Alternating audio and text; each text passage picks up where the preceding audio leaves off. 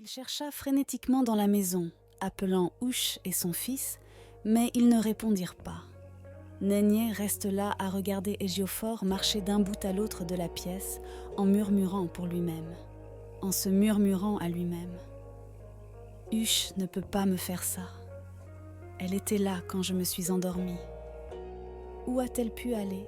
Et pourquoi son numéro n'est plus sur mon téléphone ?» se demanda-t-il à plusieurs reprises, tout en décrochant à nouveau son téléphone et en essayant de le retrouver. Téléphone et essayer de trouver son numéro. « Où est mon fils, Égiaufort ?» demande Nénier.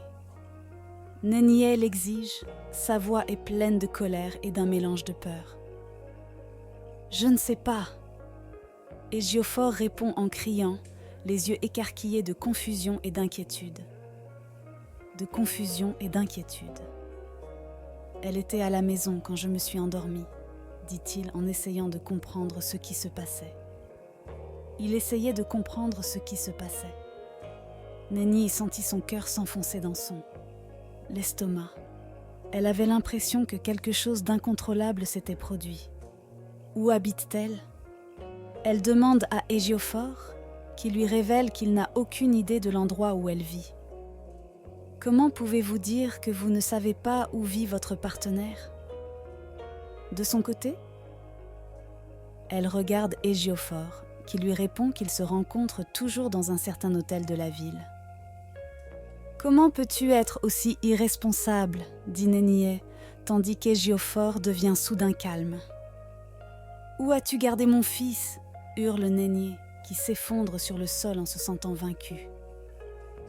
« J'aurais dû être là, » dit-elle en se reprochant de ne pas avoir été là pour l'arrêter. Égiaufort ne comprenait pas comment il avait pu se retrouver dans une telle situation. Ouche, sa maîtresse préférée, ne lui avait jamais donné de raison de s'inquiéter, alors il lui faisait confiance de tout son cœur. Il lui faisait donc confiance de tout son cœur, sans savoir qu'elle nourrissait de mauvais plans dans son esprit. « Où l'avez-vous rencontré pour la première fois ?» demande Nénier à Égiaufort, qui lui donne l'adresse. « Prie ton Dieu pour que je retrouve mon fils, sinon tu auras affaire à moi, » dit Nénier à Égiaufort, alors qu'elle quitte précipitamment leur maison pour partir à la recherche de son fils. Arrivée à l'adresse indiquée, elle demande à voir Ouche, mais personne ne semble savoir qui estimate de Nénier passe des heures dans la rue, décrivant Ouche à tous ceux qu'elle croise, à tous ceux qu'elle rencontrait. Mais personne ne semblait savoir qui était Ouche. Alors qu'elle s'apprêtait à quitter les lieux, Égiaufort a garé sa voiture à côté d'elle et lui demande de monter. Il dit à Nénier qu'il se souvient d'une certaine boutique où il emmenait toujours Ouche faire du shopping. Il a ajouté que la propriétaire de la boutique semblait savoir qui était Ouche et qu'elle savait peut-être où se trouvait Ouche et qu'elle savait peut-être où elle vivait. Ils se sont donc rendus ensemble à la boutique. Lorsqu'ils sont arrivés, ils ont rencontré la femme qui a été choquée de voir Égiaufort avec une autre femme. « S'il vous plaît, je cherche Ouche », a-t-il dit à la femme, qui a révélé qu'elle n'avait pas vu Ouche, qu'elle n'avait pas vu Ouche depuis la dernière fois qu'ils s'étaient retrouvés pour faire du shopping. « Savez-vous où elle habite ?» a demandé Égiaufort à la femme, qui semblait choquée d'entendre une telle question de sa part. « Essayez-vous de dire que vous ne savez pas où vit Ouche ?» demande-t-elle à Égiaufort, qui semble avoir honte de lui. Nénier a demandé à la femme, calmement, de lui indiquer où vivait Ouche. Et la femme lui a répondu qu'elle n'avait jamais pu savoir où elle vivait. La femme lui a répondu qu'elle n'avait jamais pu savoir où elle vivait. Elle dit à Nénier qu'un des amis d'Ouche vivait près de sa boutique. Elle les dirige vers sa maison et Nénier la remercie pour son aide.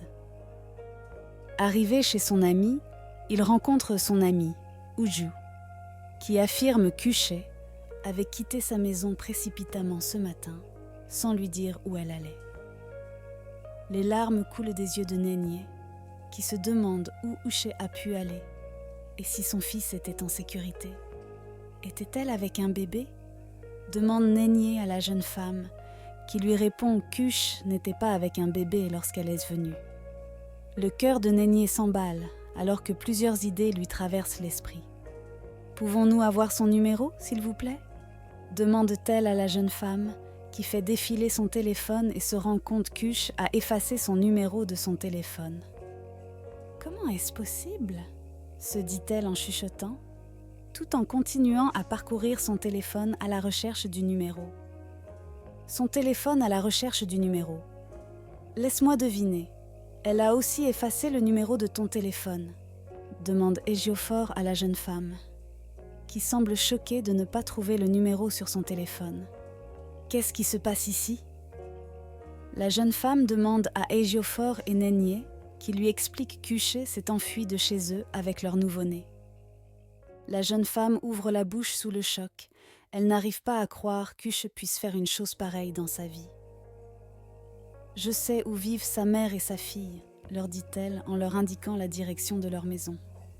Elles roulèrent sur une route isolée pendant plusieurs heures. La tension qui régnait dans l'atmosphère était si forte qu'Égiaufort se mit à transpirer à grosses gouttes dans sa voiture climatisée. Arrivés au village, ils demandent leur chemin à des villageois et sont dirigés vers la maison de la mère d'Huche. Égiaufort n'en croit pas ses yeux. Pendant tout ce temps, il pensait qu'Huche venait d'une famille riche. Il pensait qu'Huche venait d'une famille riche à cause de tous les mensonges qu'elle racontait. Il était loin de se douter qu'elle vivait dans une maison délabrée avec sa vieille mère. La maison qu'elles habitaient n'était rien comparée à celle de Nénier dans le village, qui avait bien meilleure allure. Nénier regarde Égiaufort et lui demande si c'est là que vit la femme qu'il veut voir élever leur fils. Voulait élever leur fils, vivait ici. Égiaufort, gêné, s'approche de la porte pour frapper. Une vieille femme ouvre la porte et Nénier demande à voir Huche. La vieille femme la regarda fixement tandis qu'une jeune fille sortait pour leur révéler que sa grand-mère était sourde et muette. Elle leur révèle qu'elle n'a pas vu sa mère Huche depuis 3 semaines. Encore une impasse, se dit Nénier, qui sent son sang bouillir. Y a-t-il un endroit où nous pourrions la trouver ? Elle demande à la jeune fille, qui lui répond qu'elle ne sait pas grand-chose de sa mère. Cependant, la jeune fille lui dit que sa mère s'assurait toujours d'être à la maison, le premier dimanche de chaque mois, pour apporter les médicaments de ses grand-mères.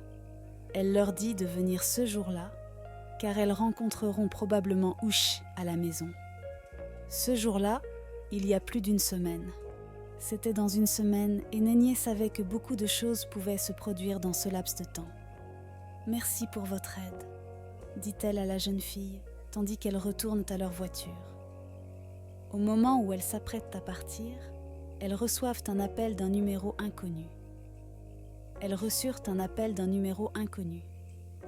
Il s'agissait d'une femme qui disait savoir où se trouvait leur fils. « Pouvez-vous me rejoindre tout de suite ?» demande-t-elle à Égiaufort, qui lui demande son adresse. « Allô, allô, allô » dit Égiaufort en regardant le téléphone et en réalisant que la ligne était coupée. Que la ligne avait été coupée. En recomposant le numéro, Égiaufort s'aperçoit qu'il est éteint.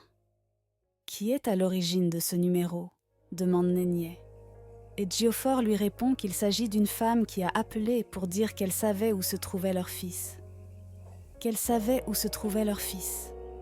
Elle a essayé de nous donner une adresse, mais la ligne s'est soudainement coupée.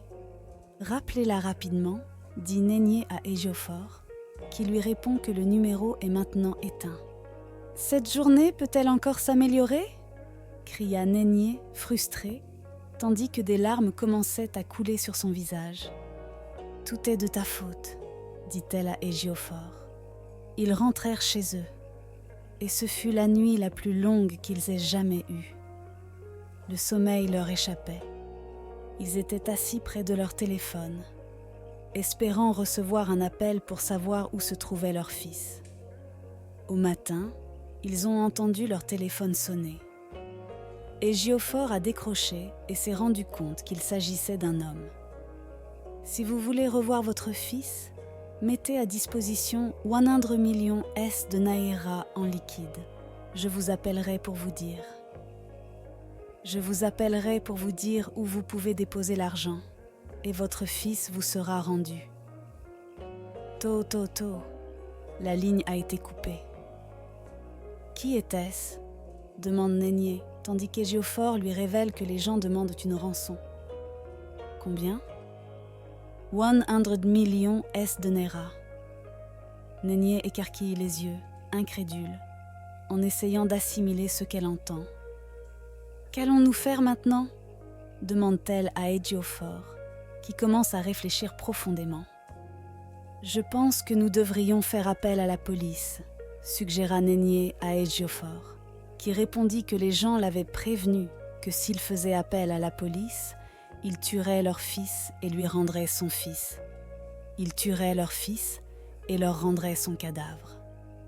Nénier abandonne rapidement l'idée d'impliquer la police, tandis qu'Éjiophore prend son téléphone pour appeler son chargé de compte à la banque.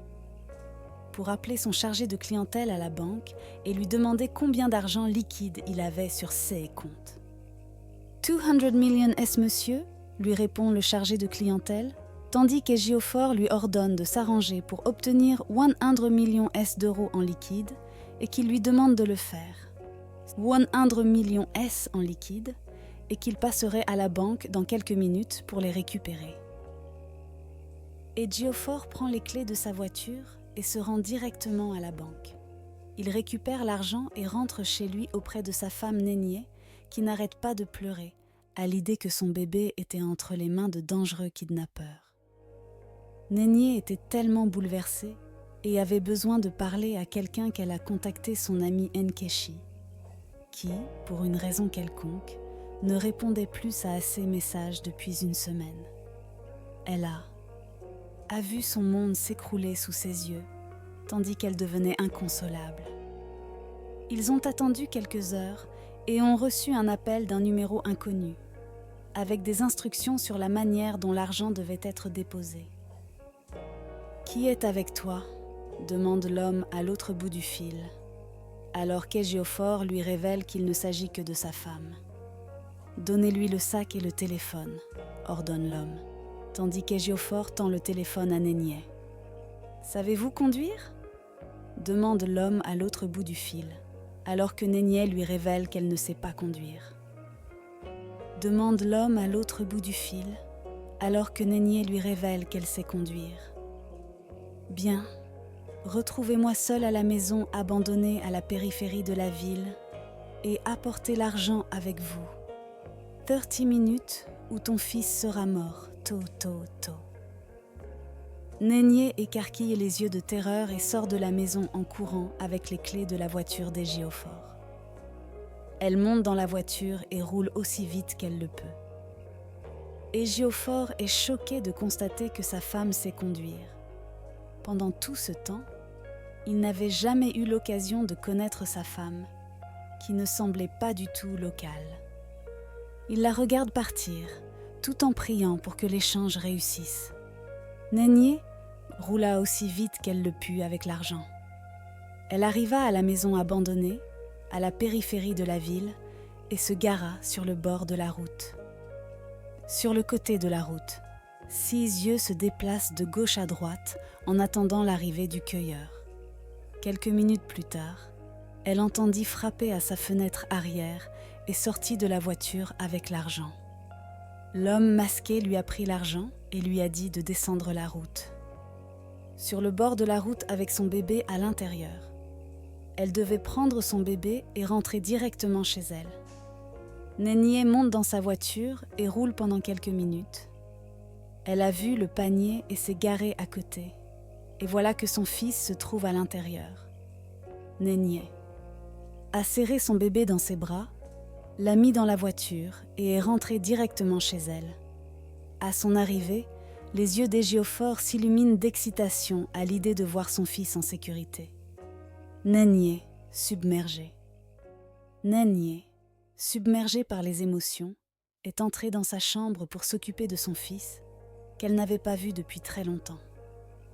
Assise sur son lit, son fils dans les bras, Nénié ne peut s'empêcher de remercier Dieu de lui avoir ramené son fils. De lui avoir ramené son fils. Elle n'arrivait pas à croire qu'elle avait survécu aux jours les plus horribles de sa vie. Elle tenait son fils si près de son cœur lorsqu'elle a reçu un surprenant SMS sur son téléphone. Surprenant sur son téléphone. Il s'agissait d'une alerte de crédit de 70 millions S de Naira et d'un message qui disait « Je sais que tu ne t'attends pas à ce que je t'aide. Je sais que tu ne t'attends pas à recevoir cet argent. C'est moi, Uche, et je t'ai envoyé 70 millions S de Naira pour prendre soin de ton fils et de toi-même. Lorsque votre mari m'a demandé d'élever votre fils et même de le nommer en votre présence, j'étais si amère, parce que je ne pouvais pas croire qu'un homme puisse être si insensible, si insensible, si insensible et si insensible. Qu'un homme puisse être aussi insensible, au point de traiter sa propre femme de cette façon, tout en sachant très bien qu'elle venait d'avoir un bébé. J'ai dû jouer le jeu et te montrer une forme de haine pour ne pas te faire comprendre. Que mes plans soient évidents pour toi. En même temps, j'ai essayé d'être ton ami, en me déguisant en Okechi. Désolée de ne plus répondre à tes messages depuis une semaine, je ne voulais pas me trahir. J'ai entendu tes prières la nuit où j'ai emménagé dans la chambre de ton mari et j'ai décidé d'être l'ami que tu avais demandé à Dieu. Cela m'a fait mal de te blesser, mais je devais faire ce que j'avais à faire. Car si je quittais Éjiophore, je suis sûre qu'il irait chercher une autre femme qui ne serait peut-être pas la même. Une autre femme qui ne sera peut-être pas aussi gentille que moi. Alors j'ai dû rester pour voir comment je peux t'aider, vous aider. Toutes les fois où tu as vu ton fils sans surveillance dans le salon, c'est moi qui ai délibérément voulu que vous passiez du temps avec lui. Désolée pour la dernière fois, qui t'a fait virer de la maison de ton mari. Je me suis sentie très mal, car je n'avais rien vu venir. Une fois que tu es parti, j'ai essayé de convaincre Éjiophore de t'envoyer de l'argent, mais il a refusé, en disant que tu ne méritais pas un centime. Cela m'a brisé le cœur et j'ai décidé de planifier l'enlèvement pour lui soutirer de l'argent. Suis désolée d'avoir enlevé votre bébé et de vous avoir fait subir tant de stress. Je voudrais aussi m'excuser pour toutes les fois où mes actions vous ont fait perdre votre estime de vous-même. Éjiophore ne mérite pas une femme comme vous, et je suis désolée d'avoir contribué à votre douleur. J'ai décidé de prendre son argent pour vous le donner, afin que vous puissiez commencer une nouvelle vie, loin de lui. Je sais que c'est un risque, et je suis prêt à faire face aux conséquences de mes actes, si jamais je suis pris. Utilisez cet argent pour éloigner votre fils de lui, car Éjiophore n'est pas un bon modèle pour votre enfant. Je vous souhaite le meilleur, et je suis sûre que vous prendrez la bonne décision pour votre fils et pour vous-même. Nénié regarde le message avec incrédulité. Elle n'arrivait pas à croire que la femme qui l'avait tant fait souffrir, lui avait aussi donné les moyens de commencer une nouvelle vie, loin de son méchant mari. Submergée par les émotions, Nénié serra son fils dans ses bras et lui murmura « Tout va bien se passer, mon précieux enfant. » Elle décide que rester dans la maison d'Éjiophore n'est plus une option pour elle. Elle devait créer un environnement. Elle devait créer un environnement sûr et stimulant pour son fils, loin de la présence toxique de son père. Le lendemain matin, Nénié a passé quelques coups de téléphone et a réussi à obtenir un appartement petit mais confortable dans une autre ville. Elle emballe ses affaires en silence, ne voulant pas réveiller Éjiophore. Elle s'éclipse discrètement avec son fils, laissant Éjiophore seul dans sa chambre. Éjiophore tout seul dans sa grande maison. Quelques heures plus tard, il se réveille et trouve sa maison vide, et une note qui disait « Éjiophore, Quand tu liras ceci, je serai parti. J'ai pris notre fils et je suis parti parce que je ne peux plus vivre dans l'environnement toxique que tu as créé. Vivre dans l'environnement toxique que tu as créé. Ta trahison, ton manque de respect et ta négligence ont laissé des cicatrices profondes que je ne peux pas guérir en étant près de toi. Je suis restée aussi longtemps parce que j'espérais que tu changerais. Que tu changerais, mais je vois maintenant que tu ne changeras jamais. Notre fils mérite une vie remplie d'amour, de respect et de stabilité. Je suis déterminée à lui offrir cela, même si cela signifie tout abandonner. Tout. C'est la meilleure décision pour mon fils et pour moi. Peut-être qu'un jour, vous comprendrez. La douleur et l'angoisse que tu as causées et trouveras en toi la force de devenir une meilleure personne. Je te pardonne du plus profond de mon cœur, mais nous ne pouvons pas être ensemble. Au revoir et prends soin de toi, Nénié. Éjiophore s'effondre sur le sol, le poids de ses actes s'abattant sur lui. Il s'est rendu compte, trop tard, l'étendue des dégâts qu'il avait causés. Nénié était parti, emportant leur fils et tout espoir de réconciliation avec elle. C'est ainsi que Nénié et son fils ont commencé une nouvelle vie dans une nouvelle ville, loin de tout danger. Vie dans une nouvelle ville, loin de son passé traumatisant. La leçon à tirer de cette histoire est la suivante: nous ne devrions jamais mépriser qui que ce soit dans la vie. Traiter les gens avec respect et dignité, quel que soit leur milieu d'origine. Ne pas se focaliser sur les choses superficielles de la vie, car tout ce qui brille n'est pas forcément de l'or. Tout ce qui brille n'est pas forcément de l'or. Soyez gentils avec vos conjoints et sensibles à leurs émotions. Ne trompez pas les gens en les mariant pour des raisons égoïstes. Mariez-vous pour les bonnes raisons et apprenez à traiter votre conjoint avec le plus grand respect. En fin de compte, la façon dont vous traitez les autres est le reflet de ce que vous êtes. J'espère que cette histoire vous a plu.